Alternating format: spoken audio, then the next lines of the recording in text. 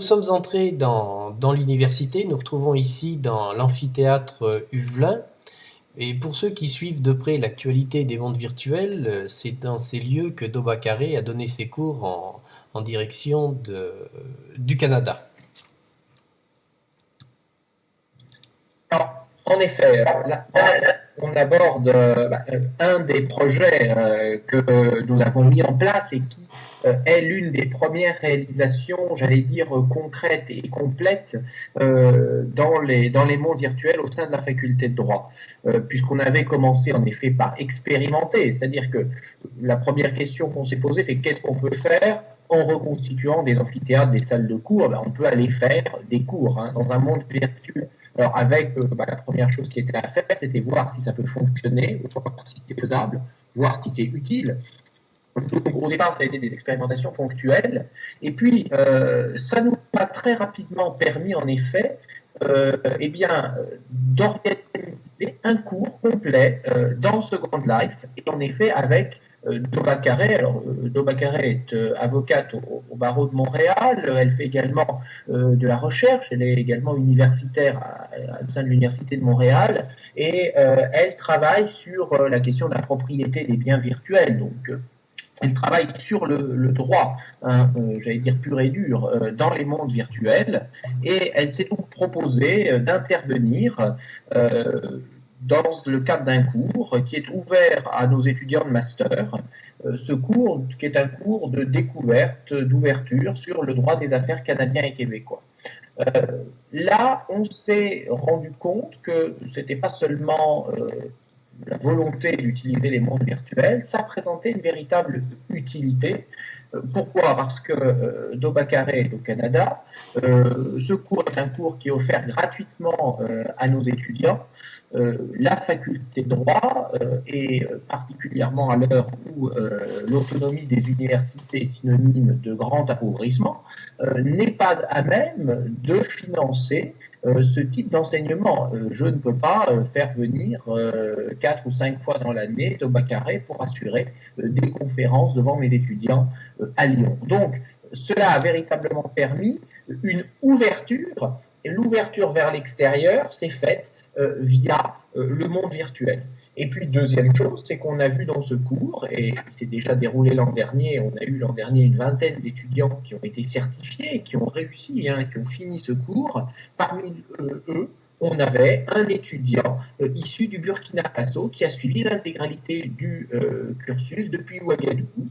Là encore, cet étudiant n'aurait pas pu suivre, n'aurait pas pu participer à ce type de cours organisé au sein de la faculté de droit à Lyon s'il n'avait pas pu le faire dans les mondes virtuels. Donc là, on a vraiment le double aspect, le double intérêt. Donc on s'est rendu compte vraiment de cette utilité-là. Et puis peut-être qu'on pourra aussi revenir sur l'utilité pédagogique, parce que c'est aussi, nous semble-t-il, un outil de formation et un révélateur de compétences assez important.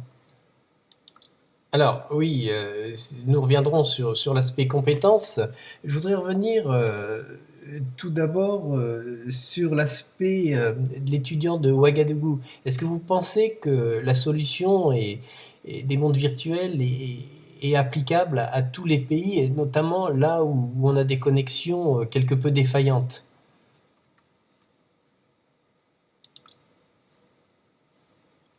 C'est vrai que quand j'ai vu que cet étudiant s'était inscrit en début d'année, je n'étais pas très optimiste, sans lui avoir indiqué, mais il est vrai que j'étais assez inquiet, me disant que malheureusement, la zone géographique du monde dans laquelle il se situait n'était peut-être pas la mieux équipée en débit d'Internet, et je craignais en effet que voilà, sa connexion locale, son équipement matériel ne lui permettent pas d'accéder. Ça a été un peu le cas au départ. Je pense que cet étudiant faisait preuve d'une volonté très ferme de suivre ce cours et qu'il a pu du coup trouver les moyens pour y parvenir. Et c'est un exemple peut-être ponctuel. Bon, le cours se renouvelle cette année. Nous avons à nouveau des étudiants étrangers hors, j'allais dire, zone Europe qui sont inscrits. Donc, on va voir comment se déroulera l'expérience pour eux. Mais en tout cas, ce premier exemple a montré que c'est possible.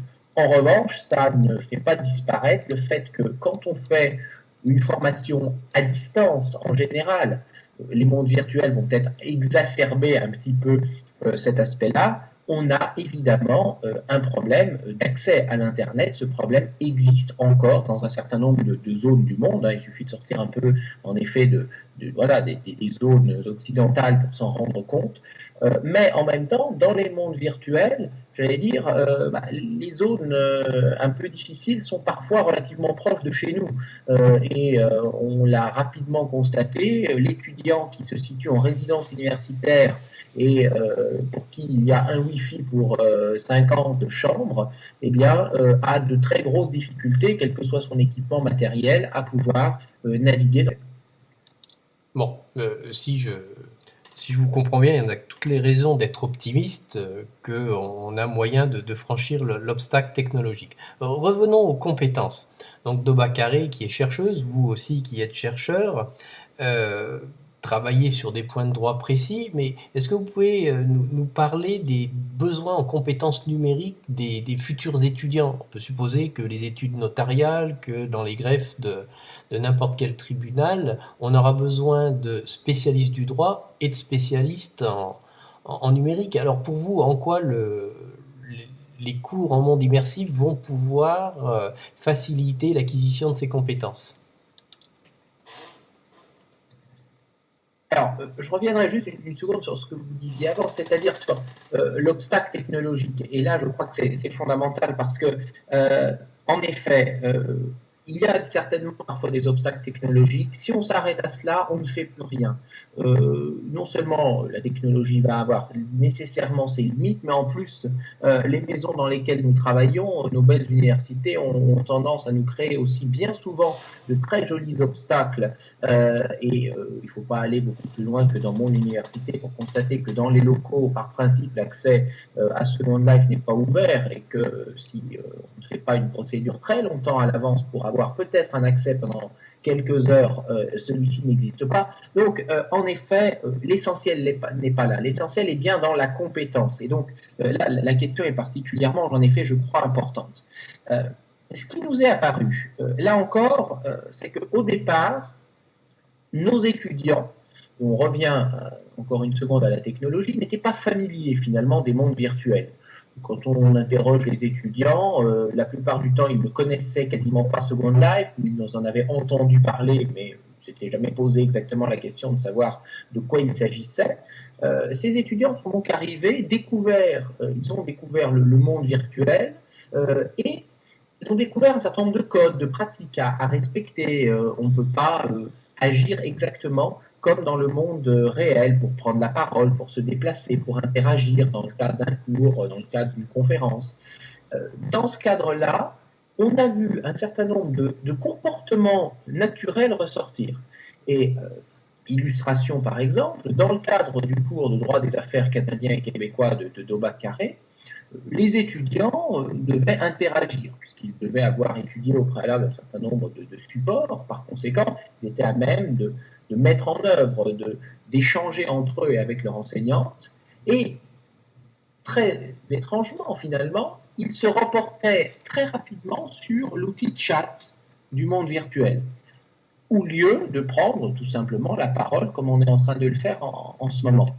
Et on s'est rendu compte qu'il était peut-être encore même parfois plus difficile pour l'étudiant dans le monde virtuel, clairement, de telle sorte que tout le monde le comprenne. Et là, on voit bien l'outil qui va nous donner une certaine compétence. C'est-à-dire que bien qu'on soit à distance, eh bien, l'écran n'est pas un écran complet. Ils ont bien conscience d'être face à un public. Et parce que le monde virtuel donne cette impression-là, on a véritablement l'impression d'interagir avec les autres. Par conséquent, ils hésitent à prendre la parole, ils préfèrent se réfugier dans le chat qui apparaît dans le coin de l'écran, c'est un petit peu, voilà, je prends mes notes dans mon coin, on me voit sans me voir.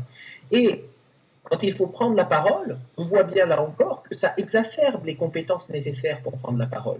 Parce que si on n'est pas particulièrement clair dans son propos, dans un monde virtuel, sachant qu'on a quand même en face de soi que l'avatar de celui qui parle, donc avec une expression du visage, avec une gestuelle qui va être réduite, voire inexistante, Et si on n'est pas particulièrement clair dans sa démonstration, le message ne va pas passer. Et cette clarté, cette précision de la démonstration, c'est notamment l'une des compétences que l'on attend chez un juriste. Par conséquent, là encore, nous avons découvert que mettre des étudiants dans cette situation était particulièrement formateur pour eux.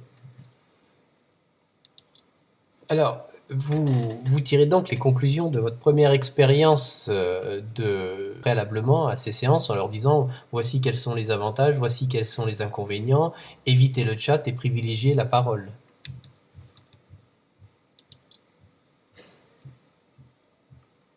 Oui, alors en effet, là on en vient à la question de la formation des étudiants.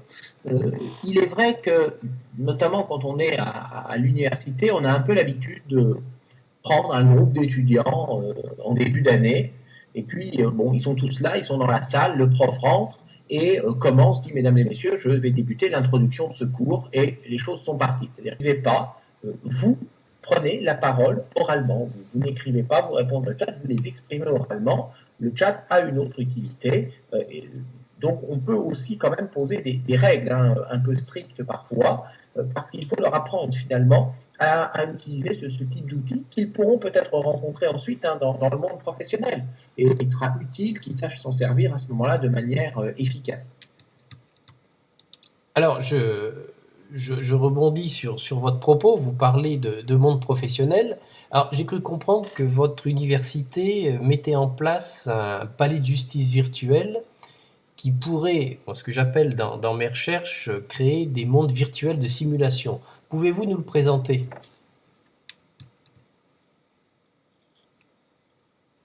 Tout à fait, ça c'est l'autre partie.